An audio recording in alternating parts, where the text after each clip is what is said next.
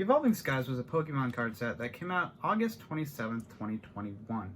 And ever since then, it has been renowned as the best Sword and Shield set to date. Now, this always happens with new card sets come out. For example, a lot of people might be saying Crown Zenith would be the best sets coming out because it's hype, it's relevant, there's a lot of good-looking cards, stuff we've never seen before, but at the time, and even today, Evolving Skies is very popular, with booster boxes going for about $300 today. It's insane for a modern English Pokemon card set, so I want to do a little bit of a deep dive into why this is, and I think most of our problems, or not our problems, but our information, and the most telling part about this card is the single, that is the Umbreon card, or more technically, the VMAX Umbreon alternate art. What I mean by that is, when Evolving Skies came out, it hosted 16 alternate art cards with very popular Pokemon, such as Rayquaza and the Evolutions. And when you compare that to other sets that came out around it, like Battle Styles and Chilling Reign before that, which were kind of lackluster both in pull rates and the chase cards, and a couple sets that came after that, such as Brilliant Stars and Fusion Strike. Brilliant Stars only had 4 alternate arts, and Fusion Strike only had 9 alternate arts, which is still a lot. But you can see when comparing these why people would want to pick up a booster box of Evolving Skies. After all, their chances at getting something cool like that alternate art evolution that they want is a lot higher. Going back to my other point, I think a lot of our insight can be gained from this Evolving Skies Umbreon card, because it currently goes for $500, which makes some sense, right? The chase card price on the secondary market usually correlates to the price of the booster box. If it didn't, otherwise you would have a $500 card in a $100 box, and it would really be like, well, why would I buy anything else if you can make 5 times your value in that chance? So we can see a correlation there, and that makes sense. But for a modern Pokemon card that came out in 2021 to be worth $500 is crazy. When you take something like Silver Tempest, when that came out, the Ultimate Lugia may have gone for $300 in the first week, and I bet if we looked on eBay today, we could find some sold listings or find an option to buy it for about $200. Now that set just came out in November 2022, so that'd be about 2 months ago. So we can see how that depreciation dropped about 30%. But the Umbreon has seemed to have climbed in value since it released, which is very rare for a card, an English card, that you can pull in a set, and that isn't like a Japanese box exclusive promo. When I'm thinking like the stamped Cramorants or like some of the super limited edition Pikachu cards that they get. Now, even looking away from the Umbreon, the second most expensive card in the set is still insane.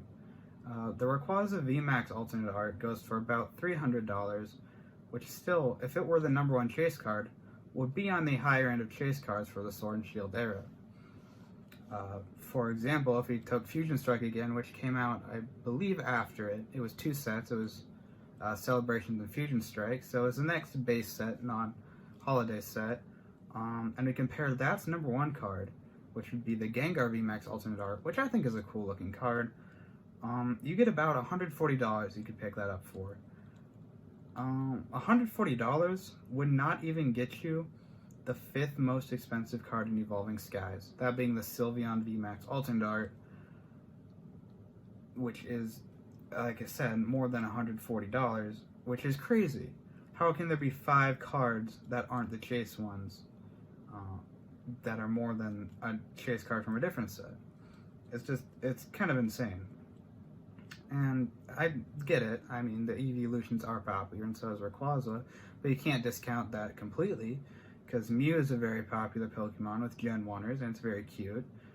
And that one also featured Espeon, again, evolution popular, and Gengar, which I know is very popular, again, Gen 1ers, it's iconic. But holy cow, that difference is very telling. Even if we compare it to, like, Silver Tempest, let's say, the $200 Lugia card, or the $70 Unknown card, or the $70 Mew alternate art card, it's like, why is this thing so darn expensive? And I'm going to say something that I don't think a lot of people will agree with, clearly showing its price. I don't think the Umbreon is A a top 3 card in Evolving Skies in terms of card art or alternate arts in general. And I don't think it's a top 10 alternate art in the Sword and Shield era. And I know this is might shock some people, but I feel like there's a lot of cards that people tend to forget. Things like the Lugia, the Unknown, the smaller ones like the Honchkrows, or the Mews, or the Gengars, or the Breakdancing Genesect, which is a really random card, but also really funny. I like a lot of the Trainer Gallery cards a ton. In fact, I think some of the higher end Trainer Gallery cards are very similar to alternate art cards, and I don't see why you'd pick that up for sometimes a 50th of a price. So I just want to know, like, what is it with this set that makes it so crazy? Now, kind of going back to my other point, I really don't think these cards are a top 10 alternate arts in the Sword and Shield era, and I don't really believe they're even top 5 cards in the Evolving Skies set. And what I want to reiterate is, I know Pokemon cards are subjective, and art is even more subjective. So obviously my opinions are not going to be your opinions, and before you go in the comments saying, you look like a thrifted garden gnome, the Umbreon VMAX is the best card to ever exist, you can definitely believe that. And if you've pulled it or you bought it for yourself, I'm really happy. I really hope you enjoy it, because it is a really nice looking card. I just think it's super fascinating seeing this price difference within its own set. In fact, I'm going to say something probably even more controversial than it's not the best card in the set. I think the Umbreon V alt art and the Rayquaza V alt art are better than the V Max alt arts. I'm just going to leave it at that. So let me know what you guys think. Maybe you see a different perspective of it now. Maybe I'm just completely wrong, but I think having a set just explode in price like that, and especially the singles, is just super fascinating, because we don't see that often or at all as long as I've been collecting these past couple of years. And to end this video, I'm not going to do a top 10 list of the cards I believe that are better than this and a super in-depth explanation. That might be a separate video. Maybe when Crown of the Zenith settles down, I can do a top 10 cards that I think came out of the Sword and Shield era. But I do want to name 5 that I think are, you could get more bang for your buck, are equally as cool, and in some cases, in my opinion, in my case, I think they're even better looking than the Umbreon or the Rayquaza VMAX alt art. Starting off our list, I'm going to go with the alt art Noivern V from Evolving Skies. These will all be from Evolving Skies, by the way. Next up, the regular alternate art V for Rayquaza. After that, I would probably go the regular alternate art V for Umbreon. Then for, not fourth, but the 4th one in this list, I would say the alternate art Dragonite. And tied, I had 2 here because I think they both look really cool, even though they're not my favorite evolutions.